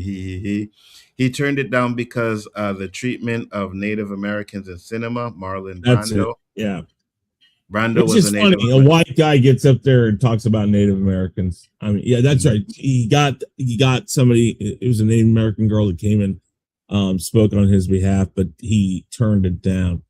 Again, I think the older we get, we see the politics. And yet we go back and you look and you realize those politics have been there the whole time. And again, I get in this thought process of I don't think it's necessarily right for somebody like Marlon Brando to be the quote unquote white knight to come galloping in and send a Native American girl up there to say he's not taking this award because, you know, this and this and this. But sometimes it does take somebody like Marlon Brando to say, this is ridiculous. Why am I winning this? Why, you know, but I don't know. It's going to take a very large portion of people to turn the tide on it. Or I saw earlier, whoever said it, that said that they're a dying breed. The right there. Tony. You have it right there. Tony, you said it. I think you're right. I think we're at the point now where these awards, you know, all they are is a number in front of it. It's the 125th Oscars, and it's like, who cares now? I don't know. I don't watch them, so yeah. Okay, but sorry. It's important to all groups, but it's way too political and brought by money and power. Absolutely. Actors just want to be recognized for their work. That's all, in my humble opinion. No, I agree with you 100%. Take the money out of it and it will be fair. Agreed. Mm-hmm. Nah, it's all ego driven. So what's up, Danny? He said, the Academy voters don't always watch all of the movies they're supposed to vote on. Absolutely, Mike. And that's a problem, right? How are you able to vote on a movie if you haven't watched it? You know, it just makes no sense. You guys don't think of Sinners falling into the horror genre? Ooh. Even if it does. Like I said, I think kind of crosses all of them. I agree, Danny. I agree. It's horror, dramatic. There's a little bit of musical, so it's kind of multifaceted. Absolutely. Nothing. You said highway up there. I was just responding. Was making my salad when you said it. Gotcha. Said Sevens. Okay, that makes sense. Golden Globes also cover television award as well, and many still watch television shows. Feige should hire Michael B. Jordan's twin brother from Sinners to play Blade. He seems like he could hold his own against some vampires. Facts. He did actually do that in the movie, right? He held his own. What was his name? Oh, you know, I don't remember. Danny, you watched the movie more than I did. You remember the names? Yeah, give me a minute.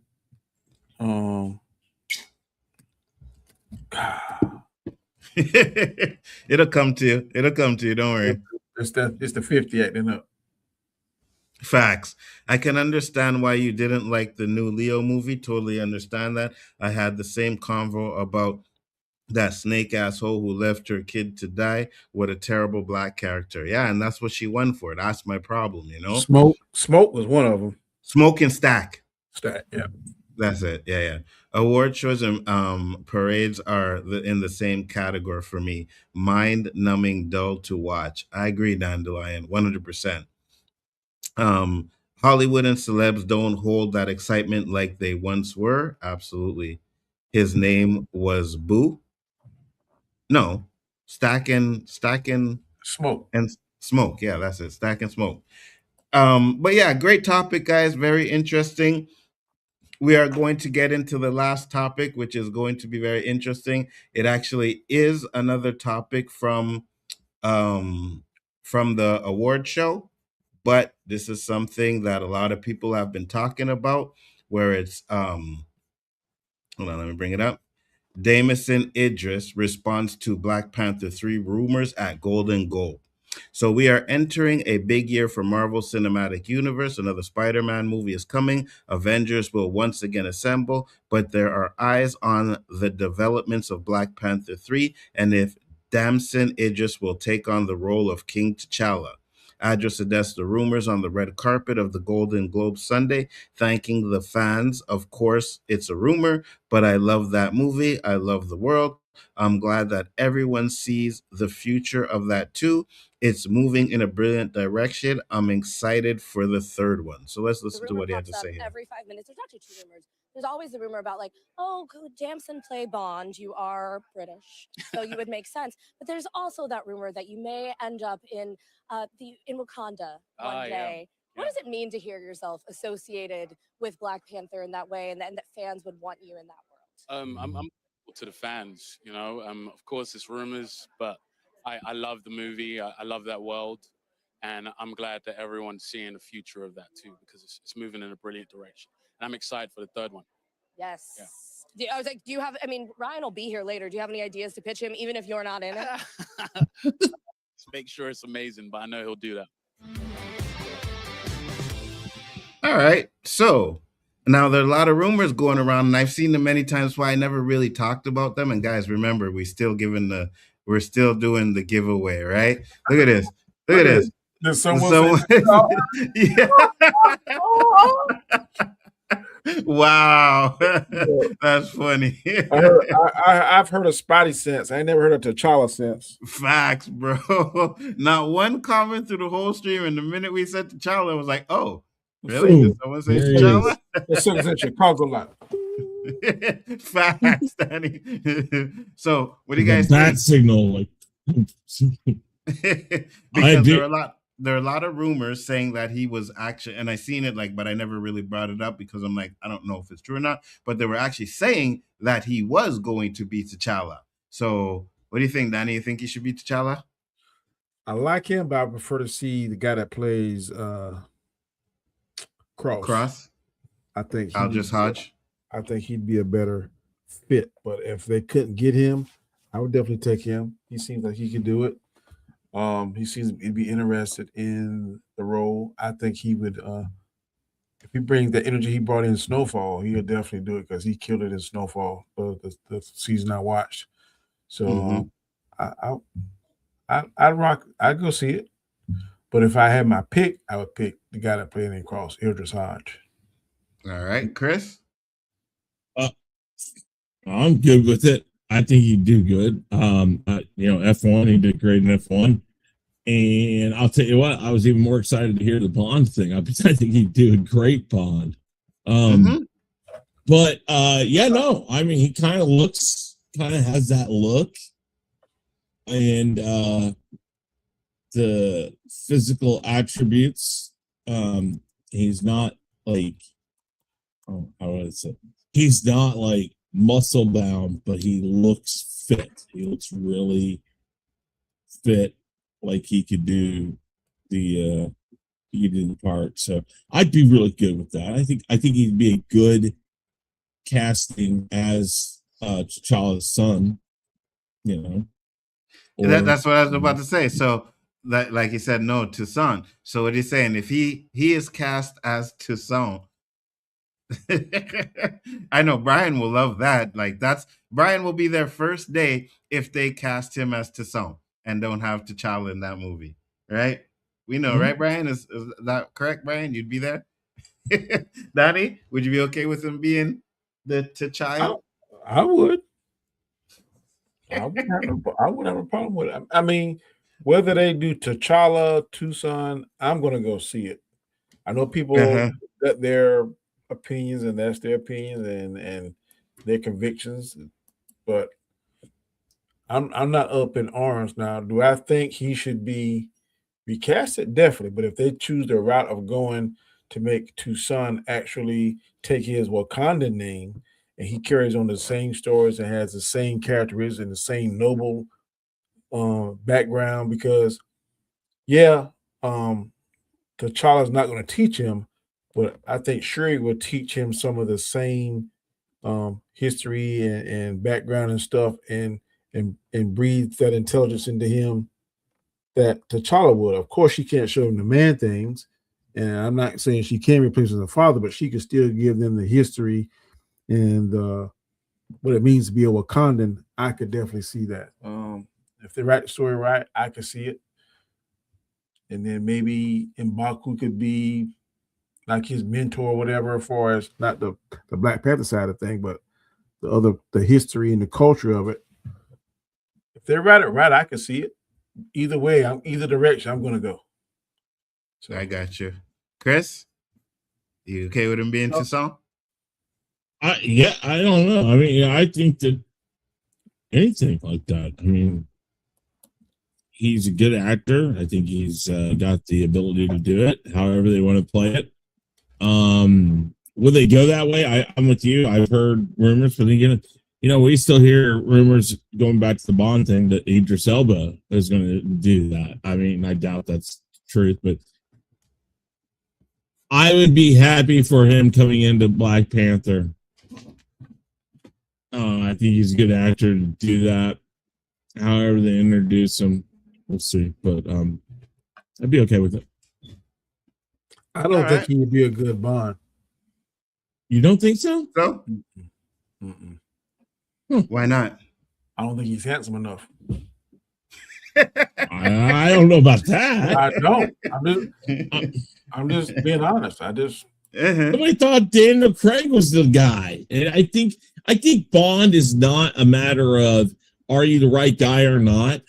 I think Bond has a certain approach to it. He has a certain look and a certain laissez-faire, I guess is the correct word to use. I just don't think he has that. This guy right here,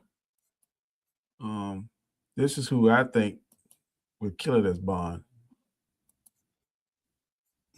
Shifty said there was even a rumor they might bring Pierce back for an old remember hearing about that. Yeah, we ain't doing that. We don't want that. That's like watching Harrison Ford play Indiana Jones again, and I'm just not interested in seeing that ever again, you know?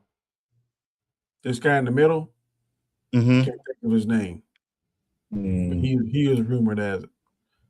And he plays in one of those British movies where he's some kind of aristocrat. To me, James Bond has a certain height, a certain look, a certain build, a certain sophistication. I don't see it in the other guy, but could he work on that? Yeah. I got you. Personally, you know, I wouldn't mind seeing him as Bond. I'd be okay with that. Helmsworth would absolutely kill it as Bond, give it to him. You think so? I think Hodge should do it. The guy that does, I think he could kill it as Bond. Oh, 100%. Khoas? Yeah, because he has that, he just got that it factor, whatever. The other guy, to me, doesn't have the it factor. No, I completely understand that. Good. It's just like we said earlier, I don't think he's peak Damon Hodge, whatever. I think right now, Eldridge Hodge is peak. I got you. And Eldridge Hodge, I think, is a little bit more harder right now, but F1 was a good movie. So now I think what's his face could take it. Henry Cavill. You think Henry Cavill could be a good Bond? I think he's too old. I think he's still too old again, just like Idris Elba. I mean, though, again, I think he's in his 40s. Henry Cavill, I understand that, but Henry Cavill it was down to him and Daniel Craig. And they thought he was too young. And they picked Daniel Craig. He born in 83. I understand that, but I think he might be getting on the upward side of it now. I don't know. Maybe not. Might be a good Bond. That'd be interesting to see. Guys, let us know what you think. You know what I mean? If you have any comments. And he's 41. And Nick Jones, I don't even want to talk about that right now. Like, I'm just, anyways, guys, it is time. We are going to do our giveaway, and what we are going to be giving away. So for the people who haven't seen it yet that popped in here, we are giving away this Avengers Monopoly game. And we are going to be doing it by playing our duck race, right? So let me add that to the screen here. I want everybody in the chat. We got 11 people up in here now. We've had 15 at one point, but we got 12. Put a 1 in the chat so that we can add your name to the list. And then once we add your name to the list, you will be put into the game. So and Nzo, I'm so glad that you did mention that it's our duck race. That's right. It's ours. It's Chaos Central. It belongs to us. Yes, it is ours. All right. So I'm gonna add the names into it. Nick Dandelion, Papa Socks, Tamika.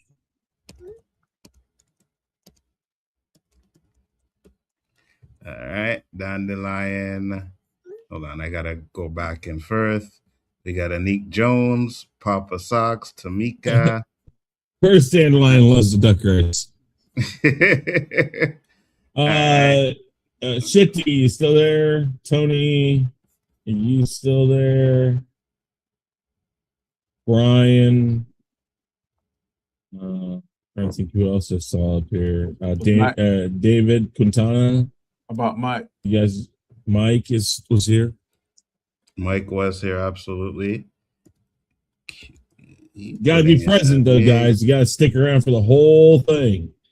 Yes, absolutely. We need to be able to get you in there, and then get your information if you win as well. So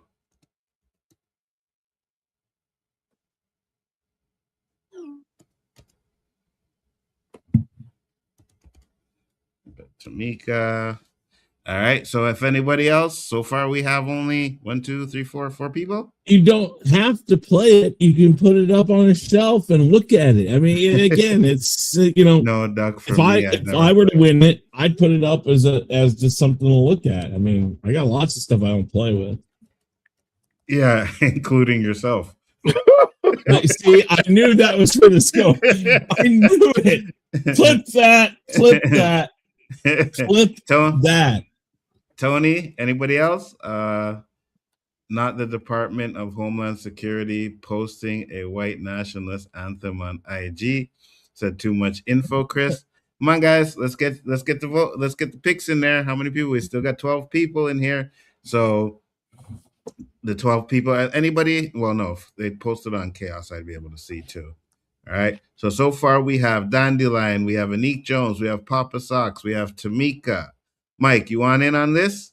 Put a 1. Anybody else want in? Put a 1. Put a 1 in the chat.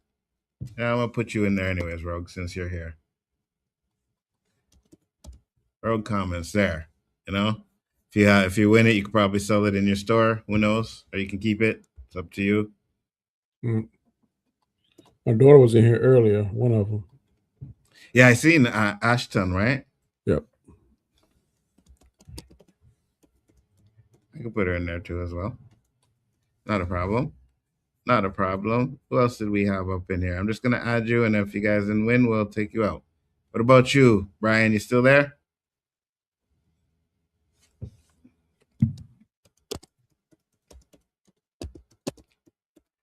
All right. All right. So seeing is that nobody else is actually commenting, I put in a few names in there as well. And yeah. So let's see what we're going to do here. Where is my screen? Add to screen.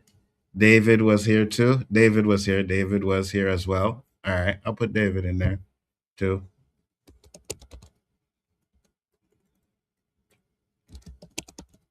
About Shifty. Oh. Shifty said he didn't want to, so I mean, throw him in there. All right, I'll put Shifty in there. Shifty as well. I mean, personally, if I wanted, I wouldn't open it either. I still have personally, I have the Phantom Menace one. I have the Empire Strikes Back one, and I believe I have the Return of the Jedi one. So I have a few of those. All right, so we have 9 people in the game right now, and we will get it started in a few seconds. Let's see here. I'm gonna put it on for, let's say 1. Let me set it. Oh shit! No, wait, hold on. I go back. Are we clear? Or go back? Just head back.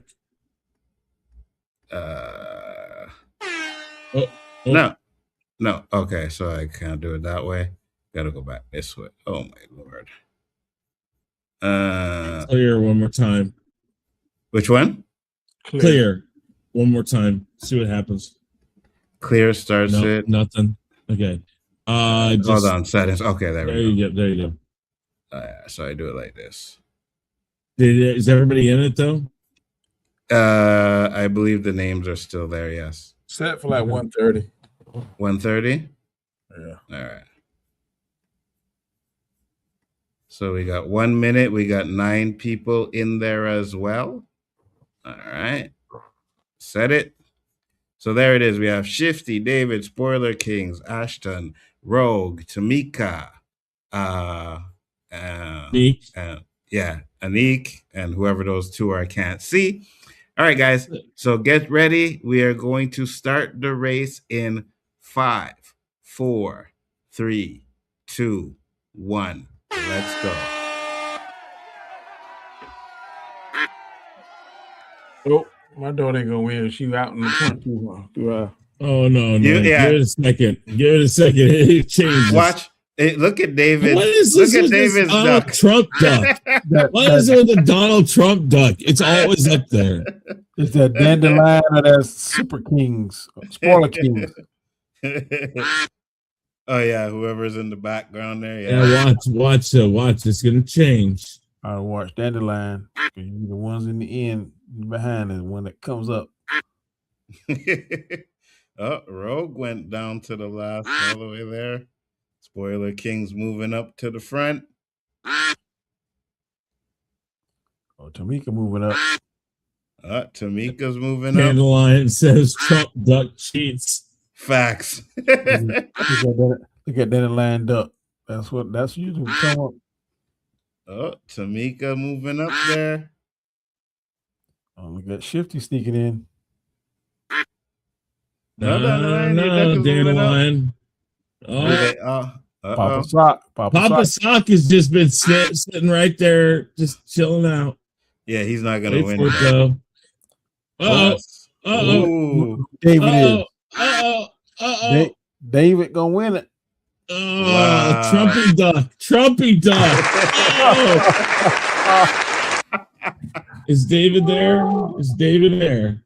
Is David Quintana still in the chat? David, are you still there? Still out there. Wow. The If Trump not, are we racing again with like 30 seconds? Yep. Go ahead and David, check that out. David, if he's not here. Still here? See, Trump duck cheated. I know, right? We gotta make sure we don't get no dumb truck. He's not all right, here. hit that X up the top. Hit the X. No. I go here. Yeah, Edit you can take names. David comes out. All right, it's done. All right. Drop it down to a minute or 30 seconds. Yeah, a minute. A minute. Do a minute. All right, guys, we're starting it again. 5. You want to shuffle the characters? Let's shuffle the characters. There we go. 5, 4, 3, 2, 1. Race number 2. Well, who gets left behind?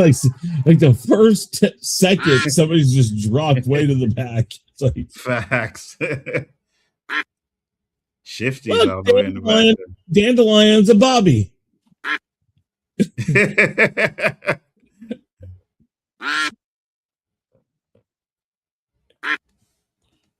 You better watch out for Shifty, because that's you the ones that is. Yeah, I know, right? Yeah, he's a pirate duck. He's gonna come and Shanghai the whole thing. Mike said Trump cheated. Demand a recount. Yeah, we did. Danny. Danny. There's a king, though. There's a king. She ain't gonna win. Like Brian coming. Oh, Brian stepping up. What? Total change of everything. Wow. Brian won. Is Brian in the chat though? Brian, are you in the chat? I know he was there. Brian, are you in the chat?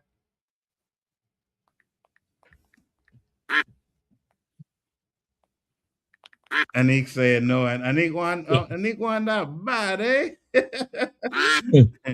And he said no, he's not here either. So do we say like Beetlejuice? Just say T'Challa. Yeah, T'Challa. Well, I guess you take him out. Yes, we will take him out. Yeah. All right. So that was another one we taken out of the list. Spoiler Kings. Dropping like flies. Here we go. Yes, they are. All right. So we're going to set it for 1 minute. We're going to shuffle the characters, and we're going to do this again. All right. Now, guys, if you're in the chat,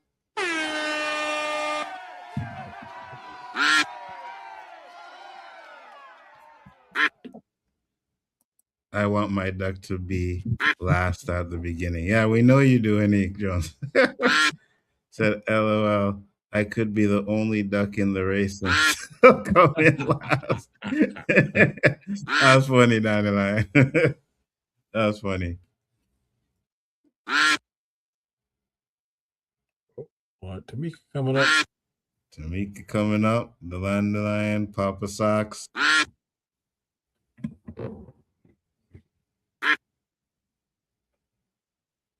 They all move back. Oh, Mike might be trying to sneak up there. Oh, yeah, looks like Mike moving up there. Uh-oh. Uh-oh, Tamika. Tamika coming. Uh-oh. And Anik. Uh-oh. Tamika got it. Oh, Tamika. Now, here's the question. Is Tamika still in the chat? Is Tamika still in the chat? Tamika was here, but I know she usually has a show, so she might have had to go on to her show. You got 10, 9, 8, 7, 6, 5, 4, 3, 2, 1, and she's there. Right at the last second. Right at the last second. Tamika's there. So we already have your information, Tamika, because of the last one you won.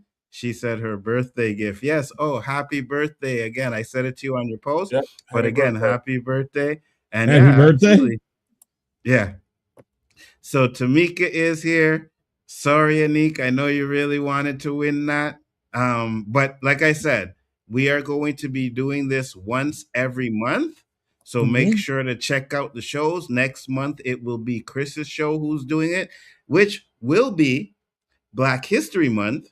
So we will be giving away the Wakanda Forever Monopoly on that one. So he says she should be disqualified if she won already. No offense, T. No, she won that like last month. So every month somebody else has a chance to win. You know what I mean, Anik? I get you. But at the same time, just come try again. You'll get one. You'll get one. Trust me on that one. You'll get one, you know? So Tamika, congratulations on that. We'll definitely be getting that out to you as soon as possible. Danny, tell the people where they can find you, sir. Yeah, you can find me on my channel, The Road to Wisdom, on Mondays and Fridays. Check out the one I uploaded this morning. Also, you can check me out on... Oh, my fucking God. What? 23 to 6. Yeah, he's watching. Sorry about that. Also, you can check me out on the Hangout on Wednesday at 8 p.m. Eastern Standard Time. The first 2 Mondays of the month here with these fellas. And on Sundays at 8 p.m. Eastern Standard Time, you can check me out on Storms Live. Yes. Mr. Knight, tell the people where they can find you, sir. Real Review 3000, of course, here. First 3 Mondays, like Danny said. Real Review 3000, we do the weekly wrap-up on Sundays, fun and games, crazy news stories, toys that should never be given out, but we do purchase those. Fun things like my first chainsaw for your toddler. Great things. And also, we just started the weekly, oh God, I can't even talk now. We just restarted Unmasking the Masked Singer. Yeah, I know. Unmasking the Masked Singer is back last week. Masked Singer started back up. On Tuesdays, we release our Unmasking the Masked Singer shorts, giving you a little insights of what we might say on Wednesday, which we released a full video on Wednesday, which comes out approximately 6 p.m. Central Standard Time, 7 p.m. Eastern Time, which is 1 hour before the show airs. So check that out. Did really well this past week. Good to be back doing the full videos again. It took me 30 minutes to get through the whole uploading process of a video because it's been so long since I've done an upload of a video. I've just been doing live streams. So I was like, how do I do this? I'm like, oh my God. So it was great to do that. Glad to be back doing those things. But really good show tonight. Great topics. Appreciate you having me as usual. And, always a pleasure. Tamika, happy birthday and congratulations. And she said, thank y'all. I played my DVD as soon as I got it. Thanks, fellas. Yeah, the greatest Spider-Man movie of all times, Tamika. I hope you didn't play it. You know what I mean? Dandelion said, good show, guys. Have a great week. Thank you very much. Much appreciated. I am Big Afford Entertainment. Next show will be on Wednesday where we do the OOC. And we got a lot to talk about on that one, too. So it's going to be an interesting show. Make sure to check that out as well. But I want to appreciate everybody that came on here with us. Thank you very much. Peace, love, and hair grease, and we'll see you on the next one. Peace. I